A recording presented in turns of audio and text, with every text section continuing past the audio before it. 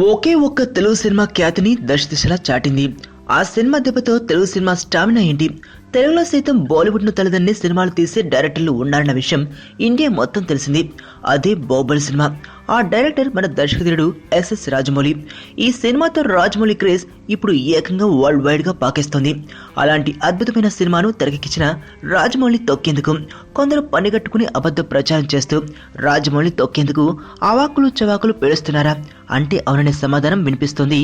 మరి ఆ మ్యాటర్ ఏంటో చూద్దాం. రాజమౌళి కొందరు బాలీవుడ్ డైరెక్టర్లు టాలీవుడ్ కి పరిమితం చేయాలని భావిస్తున్నారట.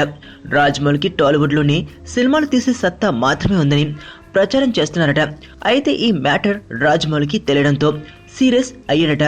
ఆ డైలాగ్స్ పై తీవ్ర స్థాయిలో కోపం తెచ్చుకున్న రాజమౌళి బాలీవుడ్ డైరెక్టర్లలో అంత పసలేదని పైకి అనేశారట. తనను కలిసిన ఒక బాలీవుడ్ డైరెక్టర్ తో బాలీవుడ్ పరిశ్రమలో ఎంతో మంది పనికిరాని దర్శకులు ఉన్నారు అని నేరుగా అన్నాడట రాజమౌళి. సో ఈ రకంగా తన కసిని తీర్చేసుకున్నాడు అన్న టాక్ వస్తుంది. ఏదేమైనా బాలీవుడ్ దర్శకులకు రాజమౌళి గట్టి సమాధానమే చెప్పాడనుకోవాల్సిందే. ఇక ఈ సినిమాతోనే సౌత్ లో తామే టాప్ అని రెచ్చిపోయే అరవాళ్లకు సైతం రాజమౌళి గట్టి సమాధానమే చెప్పిన సంగతి తెలిసిందే.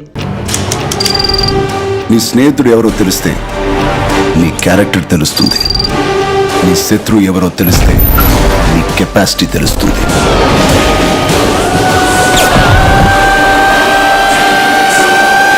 నా శత్రువుని సెలెక్ట్ చేసుకున్నాను.